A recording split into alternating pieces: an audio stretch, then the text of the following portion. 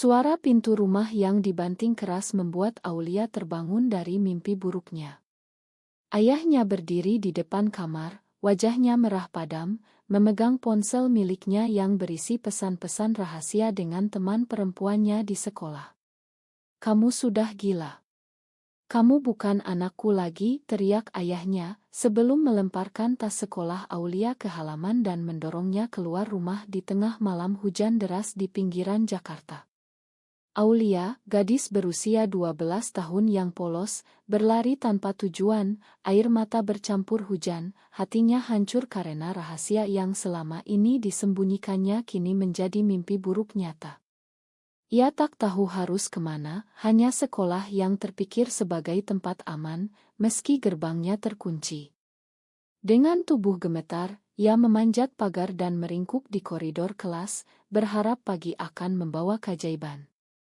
Pagi itu, Sinta, seorang perwira polisi wanita berusia 30 tahun yang bertugas patroli di sekitar sekolah, menemukan Aulia tertidur lelap di lantai dingin. Sinta, dengan seragam birunya yang rapi, membungkuk dan menyentuh bahu gadis kecil itu dengan lembut. "Hei, nak, kamu baik-baik saja?" tanyanya, suaranya penuh empati. Aulia terbangun, mata bengkaknya memandang Sinta dengan ketakutan, tapi ada kehangatan di mata perwira itu yang membuatnya tak bisa menahan tangis. Sinta membawanya ke kantor polisi terdekat, memberinya makanan hangat dan selimut, sambil mendengar cerita Aulia yang terbata-bata tentang ayah yang marah besar karena menemukan pesan-pesan cintanya kepada seorang teman perempuan. "Ayah bilang aku sakit, Bu. Aku tak boleh suka perempuan," isak Aulia. Sinta menghela napas panjang, hatinya teriris mengingat masa lalunya sendiri, tapi ia harus tetap profesional. Di kantor polisi, Sinta menghubungi orang tua Aulia. Ibu Aulia datang dengan wajah pucat, tapi ayahnya menolak hadir. "Biarkan saja dia pergi, Bu. Anak seperti itu akan membawa malu keluarga," kata ayah melalui telepon. Ibu Aulia menangis, memeluk putrinya, tapi tekanan dari suaminya membuatnya tak berdaya. "Kamu harus pulang, Lia. Kita bisa bicara dengan ayah," bisik ibu. Tapi Aulia menggeleng, "Aku takut, Bu." Sinta melihat ini sebagai konflik keluarga yang rumit, tapi ia tak bisa ikut campur terlalu dalam. Sebagai polisi, tugasnya hanya memastikan keselamatan anak. Namun, saat melihat Aulia yang rapuh, Sinta merasa ada ikatan aneh, seperti melihat dirinya sendiri di masa kecil. Ia memutuskan untuk membawa Aulia ke rumah singgah sementara, sambil menunggu mediasi keluarga. Malam itu, di rumah singgah, Aulia tak bisa tidur. Ia memikirkan temannya di sekolah, Rina, yang membuat hatinya berdegup kencang. "Apa salahku suka Rina? Kenapa ayah begitu marah?" gumamnya sendirian. Sementara itu, Sinta pulang ke apartemen kecilnya di Jakarta Pusat. Pikirannya tak tenang. Sebagai lesbian yang menyembunyikan identitasnya dari keluarga dan rekan kerja, ia tahu betul penderitaan Aulia. Keluarganya yang konservatif di Jawa Tengah pernah memaksanya menikah, tapi Sinta memilih karir polisi untuk melarikan diri. Anak itu butuh bantuan, pikir Sinta, tapi ia ragu apakah ia bisa membantu tanpa membahayakan posisinya. Keesokan harinya, Sinta kembali ke rumah singgah, membawa baju ganti dan makanan awrit anak-anak. Aulia tersenyum tipis, pertama kalinya sejak kejadian itu. Mereka berbincang, Sinta bercerita tentang pentingnya kuat menghadapi dunia. "Kamu tak sendirian, Lia. Banyak orang seperti kita," kata Sinta hati-hati, tanpa mengungkapkan rahasianya. Mediasi keluarga berlangsung tegang. Ayah Aulia, seorang pegawai kantor yang taat agama, menuduh Aulia terpengaruh lingkungan sekolah. "Ini pasti gara-gara teman-temannya yang aneh-aneh," bentaknya. Ibu Aulia diam saja, tak berani membela. Sinta sebagai mediator mencoba menenangkan, "Pak, ini masa remaja. Anak perlu dukungan, bukan penolakan." Tapi ayah tak mau dengar. ia menuntut Aulia tinggal di rumah singgah sampai sembuh. Aulia menangis, merasa dikhianati keluarganya sendiri. Setelah mediasi, Sinta mendekati Aulia, "Kamu boleh hubungi aku kapan saja." Itu awal dari hubungan mereka yang tak terduga. Aulia mulai sering menelepon Sinta, menceritakan hari-harinya di rumah singgah. Sinta, meski sibuk dengan tugas, selalu menyempatkan mendengar. Lambat laun, Sinta merasa seperti kakak bagi Aulia, tapi ada perasaan lebih dalam yang ia tekan. Waktu berlalu, Aulia beradaptasi di rumah singgah. Ia bertemu anak-anak lain dengan cerita serupa, tapi ia tetap merindukan rumah. Suatu hari, Rina datang mengunjungi. "Diam-diam, aku kangen kamu, Lia," kata Rina, memeluknya. Aulia bahagia tapi takut kalau ketahuan. Mereka berjanji tetap berteman, meski rahasia. Sementara itu, Sinta mendapat promosi, tapi tekanan dari atasan membuatnya stres. Rekan kerjanya curiga dengan kedekatannya pada Aulia. "Jangan terlalu dekat, Sin. Bisa-bisa kamu dituduh macam-macam," kata seorang teman. Sinta mengangguk, tapi hatinya tak setuju. Ia mulai mempertanyakan pilihan hidupnya, menyembunyikan siapa dirinya demi karir. Di akhir ile ini, konflik mulai memanas ketika ayah Aulia mengajukan tuntutan hukum untuk mengambil hak asuh, mengklaim Sinta mempengaruhi anaknya. Aulia panik, dan Sinta harus memutuskan apakah ikut campur atau mundur. Pengadilan keluarga di Jakarta menjadi arena pertarungan sengit. Ayah Aulia, didampingi pengacara, menuduh rumah singgah dan Sinta sebagai pengaruh buruk. "Anak saya diracuni pemikiran menyimpang," katanya di depan hakim. Aulia duduk di bangku saksi, tangannya gemetar, mata memandang Sinta yang berdiri di belakang sebagai saksi. Sinta memberikan kesaksian netral, "Saya hanya memastikan keselamatan anak, Yang Mulia." Tapi dalam hati, ia marah pada ayah yang tak mau memahami. Ibu Aulia bersaksi dengan suara pelan, "Saya ingin Lia pulang, tapi suami saya." Hakim memutuskan Aulia tetap di rumah singgah sementara, tapi ayah mengancam akan apel. Setelah sidang, Aulia memeluk Sinta, "Terima kasih, Bu. Kamu satu-satunya yang peduli." Sinta tersenyum, tapi hatinya bergejolak. Ia tahu ini baru awal. Di rumah singgah, Aulia mulai belajar tentang identitasnya. Seorang konselor memperkenalkan buku-buku tentang LGBTQ, meski di Indonesia topik itu masih tabu. Aulia membaca diam-diam, merasa lega tak sendirian. Tapi tekanan sosial datang dari teman sekolah yang mendengar rumor. "Lia lesbian." Bisik mereka. Aulia menangis sendirian, tapi Rina tetap setia, mengirim pesan dukungan. Suatu malam, Aulia menelepon Sinta, "Bu, kenapa orang benci kita?"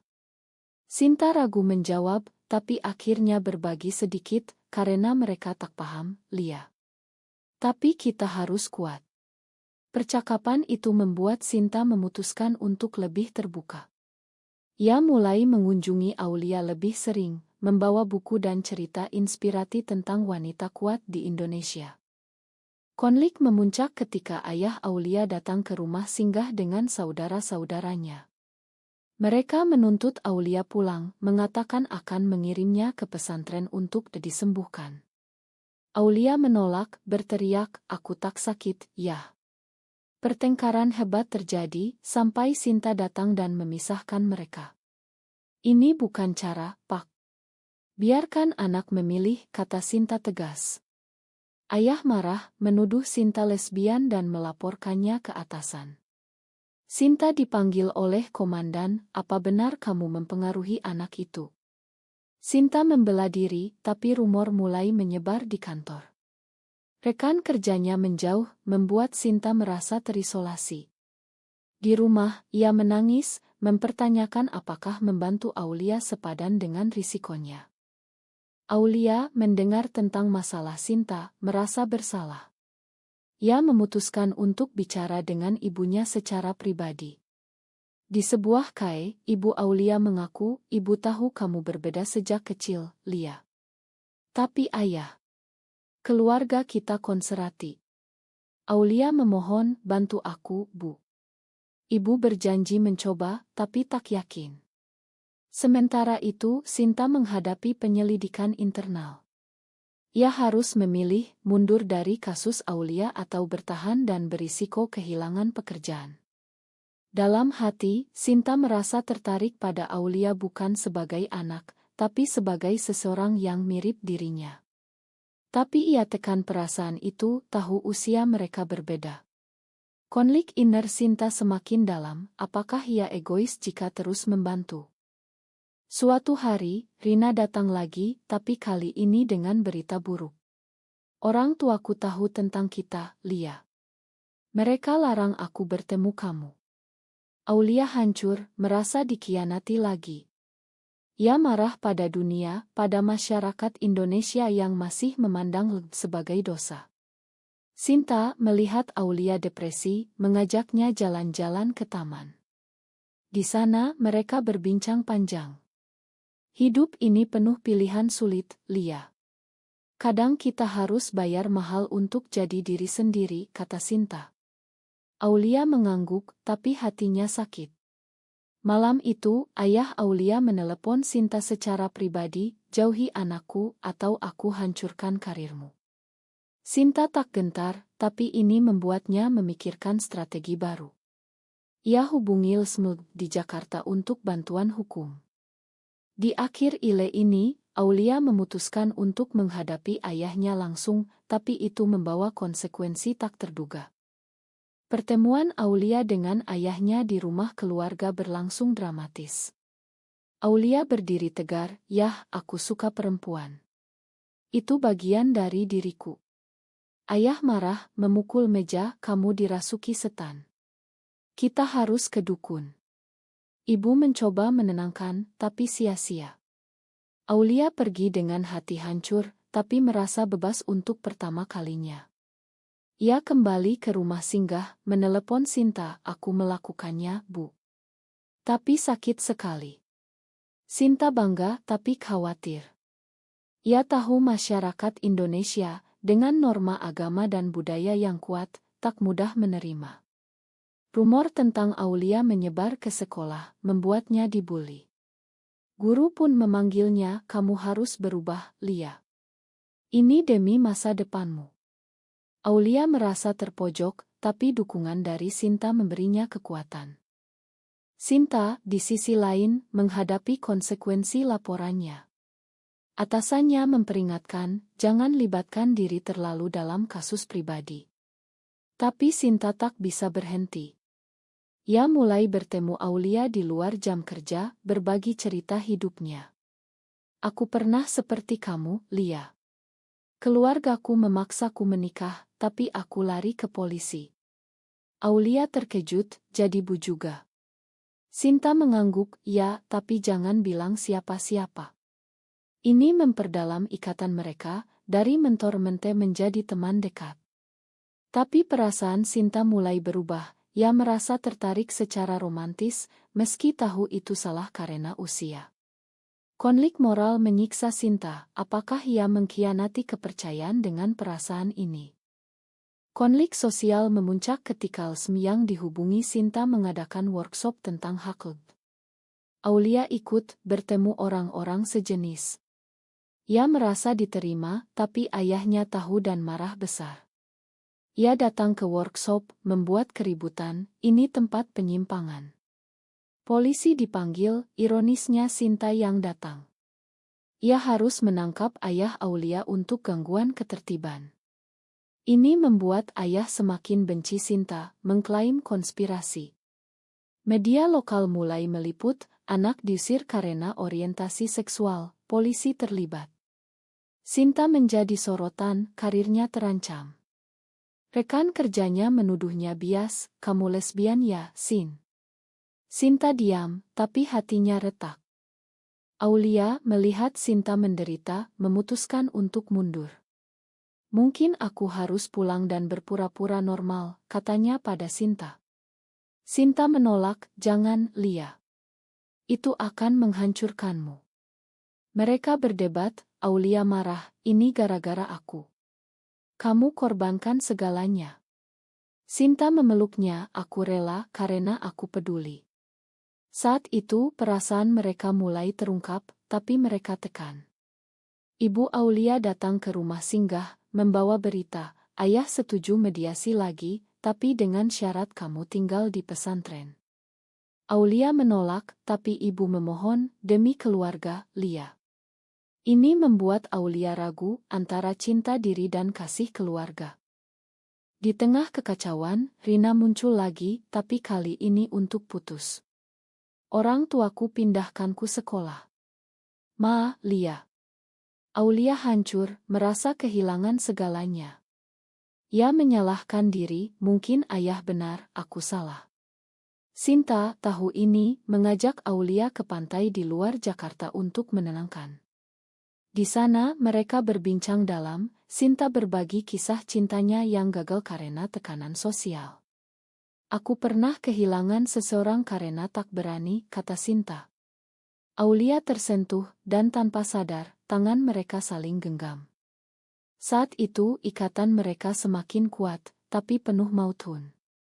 Di akhir ile ini, sebuah pengkhianatan datang. Ibu Aulia diam-diam setuju dengan ayah untuk mengambil Aulia paksa.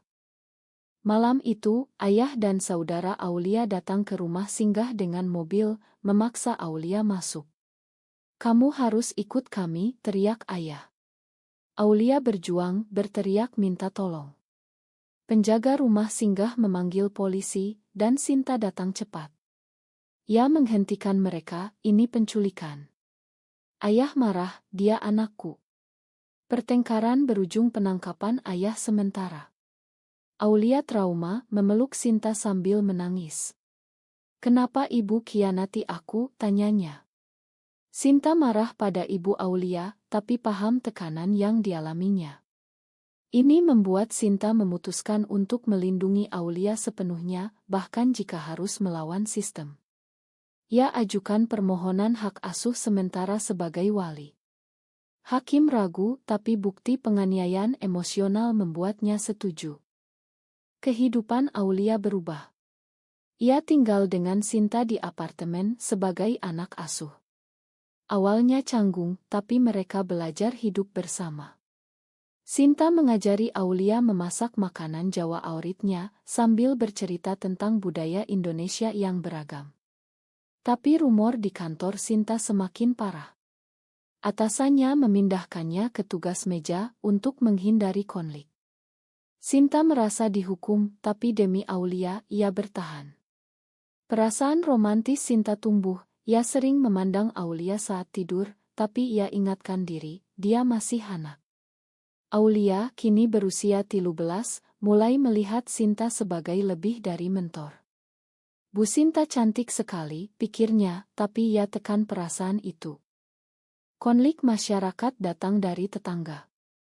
Mereka gosip, polisi wanita tinggal dengan gadis remaja. Pasti ada apa-apa. Sinta dihadapi demonstrasi kecil dari kelompok konservatif. "Kembalikan anak itu ke keluarganya," teriak mereka. Media nasional meliput, membuat Sinta terkenal sebagai polisi pembela. Dukungan datang dari komunitas online, tapi hujatan lebih banyak. Sinta stres, mulai minum alkohol diam-diam. Aulia melihat ini, mencoba menghibur, "Kita bisa hadapi bersama, Bu." Saat itulah, dalam momen lemah, Sinta hampir mengaku perasaannya, tapi berhenti. "Kita harus fokus pada kasusmu," katanya. Ayah Aulia tak menyerah. Ia hubungi media, ceritakan versi ceritanya, "Polisi wanita culik anakku dan ajari penyimpangan." Ini membuat penyelidikan terhadap Sinta. Ia dipanggil ke pengadilan, bersaksi tentang niat baiknya. Aulia juga bersaksi, "Bu Sinta selamatkan aku, ya. Kamu yang buang aku." Hakim terharu, tapi masyarakat terbelah. Di luar pengadilan, demonstran bentrok, membuat kekacauan. Sinta terluka ringan, Aulia panik. Di rumah sakit, Aulia memegang tangan Sinta, "Jangan tinggalkan aku." Saat itu perasaan mereka tak bisa ditahan lagi. Sinta bisik, "Aku sayang kamu, Lia, tapi ini salah." Aulia menjawab, "Aku juga, Bu." Mereka sadar ini mautun etis besar. Pemulihan Sinta lambat, tapi ikatan mereka semakin dalam. Aulia mulai sekolah lagi dengan nama baru untuk hindari bully. Tapi masa lalu mengejar, "Rina hubungi lagi, aku pindah kembali. Maukah bertemu?" Aulia ragu, tapi setuju. Pertemuan mereka penuh emosi, Rina minta maaf. Tapi Aulia sadar perasaannya telah berubah ke Sinta. Ia tolak Rina dengan lembut. Ini membuat Aulia mempertanyakan, apakah cinta ini benar? "Sinta, tahu ini, bicara terbuka, kita harus tunggu sampai kamu dewasa, Lia. Ini tak mudah." Di akhir ile ini, sebuah pilihan sulit datang. Ayah tawarkan rekonsiliasi jika Aulia tinggalkan Sinta. Aulia dihadapkan pilihan, kembali ke keluarga atau tetap dengan Sinta. Ayah datang dengan, "Ibu, kami makan kamu, Lia. Kita mulai baru." Ibu menangis, "Ibu kangen kamu." Aulia tergoda, ingat masa kecil bahagia. Tapi ia ingat juga penolakan mereka. "Kalau aku tetap seperti ini, Yah?" tanyanya. Ayah diam, "Kita bisa obati." Aulia geleng, "Aku tak perlu obat." Ia pilih tetap dengan Sinta, tapi ini menyakiti ibu. Ayah pergi marah, "Kamu akan menyesal." Sinta dukung keputusan itu, tapi tahu harga yang dibayar, isolasi dari keluarga. Waktu berlalu, Aulia tumbuh menjadi remaja 18 tahun. Sinta, kini 35, telah pensiun dini dari polisi karena tekanan. Mereka pindah ke Bali untuk hidup tenang, jauh dari Jakarta. Ikatan mereka berkembang menjadi hubungan romantis setelah Aulia dewasa. Tapi masa lalu menghantui. Keluarga Sinta tahu, memutus hubungan. "Kamu bawa malu keluarga," kata ibu Sinta. Sinta sakit hati, tapi bahagia dengan Aulia. Mereka hadapi masyarakat Bali yang lebih terbuka, tapi tetap ada pandangan sinis. Aulia kuliah psikologi, ingin bantu orang seperti dirinya. Sinta buka usaha kecil, mendukung. Konflik terakhir datang ketika ayah Aulia sakit parah. Ibu hubungi, "Ayah minta maaf, Lia. Datanglah." Aulia ragu, tapi pergi dengan Sinta. Di rumah sakit, ayah lemah, "Makan ayah, nak. Ayah salah." Aulia menangis, "Memakan." Tapi ayah lihat Sinta, "Dia pasanganmu." Aulia angguk. Ayah diam, lalu bisik, "Jaga dia baik-baik." Itu momen rekonsiliasi, tapi ayah meninggal tak lama setelah. Aulia hancur, tapi merasa damai. Ibu peluk mereka, "Ibu terima kalian. Ini akhir dari perjuangan panjang." Hidup mereka terus, penuh tantangan tapi juga cinta. Aulia jadi aktis, berbicara di forum tentang pengalaman. Sinta dukung dari belakang, bangga. Mereka hadapi debat masyarakat, apakah orientasi bisa diubah? Apakah keluarga harus selalu utama? Dalam refleksi, mereka sadar setiap pilihan punya harga, kehilangan keluarga, karir, tapi dapatkan kebebasan. Cinta mereka bukti bahwa perjuangan berbuah. Tapi pertanyaan tetap, apakah benar bahwa menerima diri sendiri selalu lebih penting daripada persetujuan masyarakat?